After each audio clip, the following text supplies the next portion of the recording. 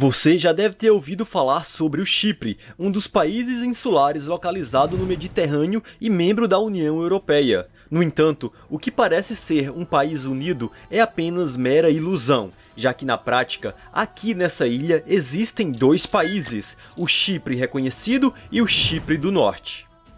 Esse é o Chipre reconhecido internacionalmente, com a sua capital sendo a cidade de Nicósia. Em seu território, podemos ver a existência de dois territórios britânicos, mas para além disso, existe uma zona de controle da ONU que divide a ilha em duas, onde ao norte vivem aqueles de etnia turca e ao sul aqueles de etnia grega. A própria capital do país também é dividida em duas, sendo assim temos Nicósia do Norte e Nicósia, cada uma sendo capital de seu respectivo país. Mas para entendermos quais motivos levaram a essa divisão, temos que voltar um pouco na questão histórica. Ao longo do tempo, essa ilha foi comandada por diversas nações, como Grécia, Império Otomano e por fim pelos britânicos. A proximidade dela entre o mundo árabe e o mundo cristão concedeu à ilha dois tipos de divisões, a religiosa e a étnica. Sua população basicamente sempre foi dividida entre cipriotas gregos de fé cristã e os cipriotas turcos de fé islâmica. Embora pertencesse aos otomanos, os britânicos se instalaram por lá amigavelmente na década de 1870, vindo a construir bases militares nessa ilha estratégica, oferecendo proteção para suas rotas comerciais e também para os otomanos. Mas com a eclosão da Primeira Guerra Mundial décadas depois e a posição do Império Otomano naquele conflito, o Reino Unido anexou oficialmente o Chipre, governando a ilha até 1960, quando essa conseguiu independência. Porém, nem tudo aqui são flores, e precisamos voltar de novo no tempo, lá para a década de 1830, quando na Grécia surge o conceito chamado de enosis, a ideia de unir todas as regiões onde a maioria da população era grega, e o Chipre era exatamente uma dessas regiões, com a população cipriota grega vendo essa ideia com bons olhos. Esse desejo foi se enraizando ao longo das décadas, e o nacionalismo grego foi crescendo entre os locais, desencadeando até então alguns conflitos.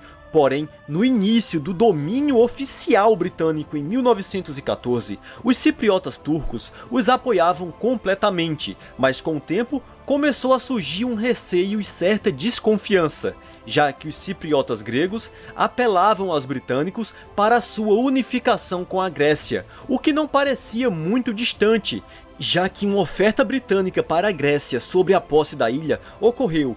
E algo similar se passou na ilha de Creta, quando o controle foi passado para os gregos e a população muçulmana da ilha foi enviada para a Turquia em troca de populações gregas. Talvez esse seria o mesmo destino reservado para o Chipre. Enquanto os cipriotas gregos, que eram maioria na ilha, seguiam a enosis, que visava a união com a Grécia, os cipriotas turcos passaram a desenvolver seu próprio nacionalismo, mas não visavam sua unificação com a Turquia, mas sim sua autodeterminação. Assim, iniciou-se o movimento chamado Taksim, que visava a criação de um estado independente para os cipriotas turcos.